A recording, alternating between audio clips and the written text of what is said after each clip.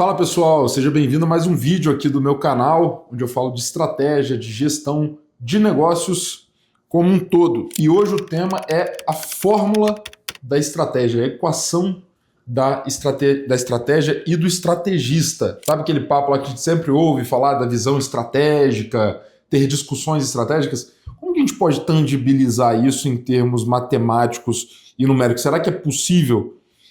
E eu acho que a primeira coisa que a gente tem que pensar num negócio que tem como objetivo ali gerar valor para os seus acionistas, gerar dinheiro, etc. O que realmente importa em termos de métrica? Qual que é o verdadeiro objetivo de um negócio em termos financeiros e numéricos? Muitos de vocês podem estar ouvindo eu levantar essa bola e estão pensando aqui no crescimento. O que importa é crescer, o que importa é vender mais, o que importa é o faturamento, meu objetivo é ser a maior empresa XPTO do meu segmento, etc.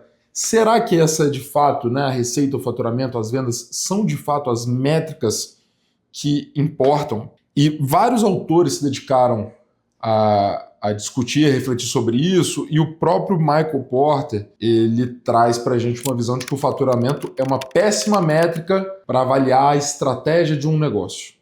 O compromisso da estratégia não é com o faturamento somente. É claro que uma empresa com uma boa estratégia ela vai ter um crescimento sustentável no longo prazo, mas o faturamento e o crescimento de curto e médio prazo não são uma boa métrica, tá?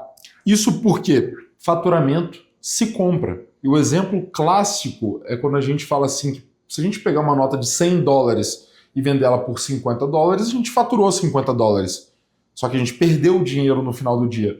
Então, é fácil em muitos negócios a gente comprar faturamento. A gente está ali dando desconto demais, ou está precificando errado muito abaixo dos concorrentes, fatura, mas perde dinheiro. Então, qual é de fato a métrica que se um estrategista ou que um estrategista olha, que ele busca entregar e aprimorar nos negócios? A métrica, sem dúvida nenhuma, são aquelas que são aproximações do retorno financeiro. E o retorno financeiro, ele não é nem faturamento, não é lucro, não é fluxo de caixa. O retorno financeiro ele pode ser aproximado pelo ROCE, por exemplo, que é o retorno sobre capital empregado, ou seja, uma lógica de rentabilidade. Quanto que eu estou gerando de lucro, vamos dizer a grosso modo, dividido por quanto que eu tive que investir, quanto tem de capital investido naquele negócio. Pode ser o ROIC, né? O retorno sobre capital investido ou capital empregado, são essas duas aproximações. Ou seja, não basta num negócio a gente olhar faturamento, muitas vezes nem só lucro, e muitas vezes também nem só fluxo de caixa, nem só dividendos, para a gente avaliar se aquele negócio tem uma boa estratégia ou não. Quer dizer que um negócio que não tem um ROIC ou um ROCE, ele é ruim? Não necessariamente, mas no olhar da estratégia, a gente vai olhar para a rentabilização daquele capital empregado numa lógica de custo de oportunidade. No momento, especialmente, que a gente vive aqui no Brasil, onde a gente pode pegar o nosso capital, colocar numa renda fixa e ser remunerado em 12%, 13% ao ano, livre de risco praticamente, a gente não basta gerar lucro, a gente tem que dizer que a gente está entregando muito mais resultado que se o dinheiro estivesse no banco, porque ainda tem que compensar o risco de um negócio. Essa é a lógica. Então o olhar do estrategista está muito voltado para criação de valor.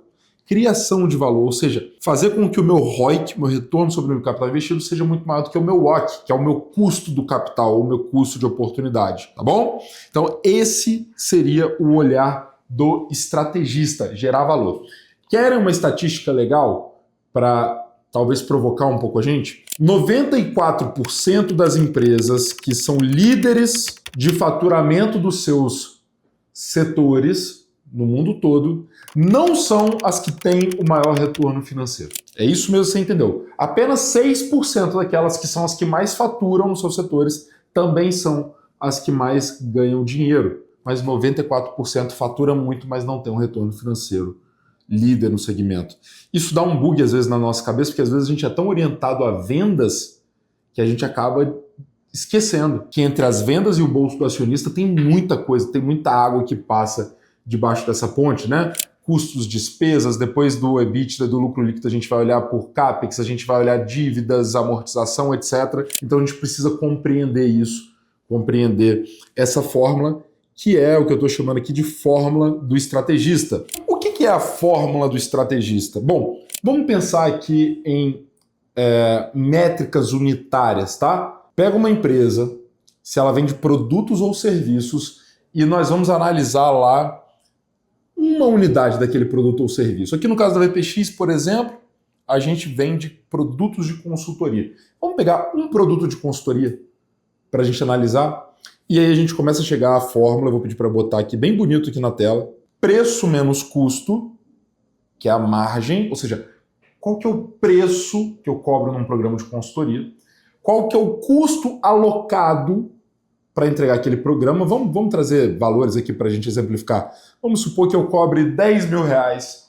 para entregar um produto de consultoria e que ele me custa, ele tem um custo alocado, e aí eu estou dizendo assim, pega todos os custos e despesas da empresa e divide pelo número de consultorias que eu presto, vamos supor que isso dê 5 mil reais. Então, unitariamente, eu cobro 10 mil e me custa 5 mil. Vamos supor que seja isso, tá bom? Então, tem uma margem aqui de 50%, a grosso modo, e eu tenho que também pegar qual o capital que está empregado no negócio, que não é custo nem despesa, o capital que está empregado no negócio, e dividir isso numa métrica, num olhar unitário, tá? Isso aqui é uma abstração, mas vocês vão entender. Por que eu tenho que olhar o capital empregado? Pessoal, imagina que para cobrar esses 10 mil reais, eu tenho que ter escritórios que tem que ser bem decorados para os clientes virem aqui e se sentirem confiantes, seguros de quem que eles estão contratando. Eu tenho mais de um escritório. Eventualmente aqui eu vou ter carros da empresa, seja para os funcionários, para a diretoria, ou seja, para aqui transportar clientes, buscar clientes, o que é que seja. Pode ser que eu tenha um capital empregado aqui, vamos supor, de 1 milhão a cada entrega de serviço que eu faço. Isso é só uma abstração. Vocês concordam que 1 milhão, se tivesse no banco, estaria me rendendo 10 mil por mês? Ok? Então, tem um custo de oportunidade aqui. Mas a lógica é eu entender o seguinte, eu tive que investir para ter a VPX em escritórios, em contratações, subsidiar eventualmente os primeiros meses, para depois conseguir cobrar um determinado preço que tem um custo. Então, no numerador eu estou falando de margem e embaixo estou falando de capital empregado. Nem adianta vocês quererem fazer essa conta para a empresa de vocês, porque ela não é uma conta a ser feita, ela é só uma abstração, ela é uma ilustração do que o estrategista vai olhar.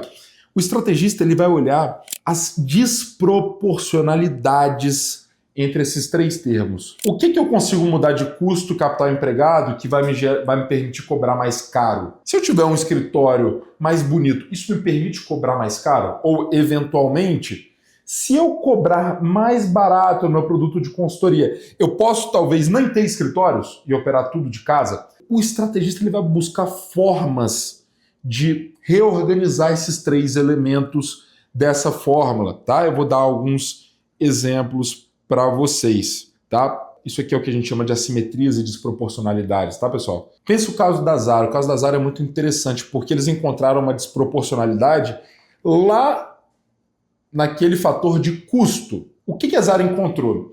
Ela descobriu que para vender para o cliente dela vale a pena ela gastar muito mais com aluguéis em pontos premium, nos melhores shoppings, das melhores avenidas do mundo. Não porque ela quer só vender mais, mas porque isso permite que ela invista menos em marketing. Enquanto as outras empresas que vendem para o mesmo segmento gastam 9%, 12% do faturamento com marketing, a Zara gasta 2% ou 3%. Talvez você que esteja vendo aqui, lembre que poucas vezes você viu propaganda da Zara, porque ela está tão bem posicionada, aquilo ali já é o grande outdoor dela, então ela encontrou uma desproporcionalidade. Eu vou gastar, por exemplo, 20% a mais em aluguéis e vai me permitir reduzir 80% em investimento em mídia e publicidade, beleza?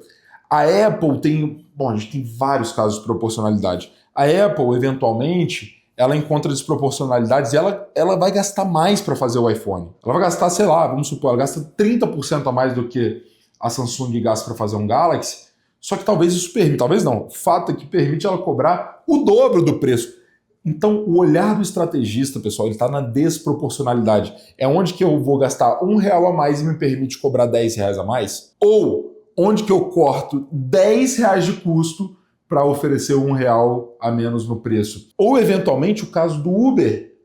Se eu quisesse ter uma empresa de transporte do tamanho do Uber, eu ia ter que empacar dinheiro, concordam? Ter que comprar um monte de carro. O Uber é como, a tese é como se ele estivesse falando assim, o tal do asset light, né? Eu tenho 0 capital empregado aqui com meus carros, então eu me permito ter uma margem menor. A execução não foi tanto desse lado, mas a tese é como se fosse essa. Por quê? Eu não preciso rentabilizar, eu não tenho capital parado aqui que eu tenho que rentabilizar. Então eu consigo ter uma margem menor e ainda assim fazer sentido para os meus acionistas, ok? Então o olhar do estrategista, que não quer dizer que é o olhar certo ou errado, mas o olhar do estrategista, sem dúvida nenhuma, é ávido por assimetrias entre preço, custo e capital empregado. E não só naquela lógica que a gente vê em muitas empresas de vender, vender, vender mais, vender mais, vender mais, tá bom? Se vender fosse a solução de todos os problemas, a gente não veria empresas que faturam bilhões quebrando, pedindo recuperação judicial. Atenção à fórmula do estrategista. Pessoal, esse foi mais um vídeo aqui do meu canal. Se você ficou com alguma dúvida, quer deixar algum comentário, quer pedir para eu comentar também sobre algum outro tema correlato, comenta aqui embaixo, comenta minhas redes sociais, me manda mensagem que vai ser um prazer poder conversar com vocês. Se gostou do vídeo, clica lá para seguir, dá like aqui no vídeo, me segue também no Instagram, @oRodrigoMiranda e a VPX, @VPXCompany, e fica ligado que eu estou sempre trazendo toda semana aqui conteúdo sobre estratégia, gestão, negócio, M&A e tudo que permeia esse universo. Obrigado pela sua audiência, até o próximo vídeo.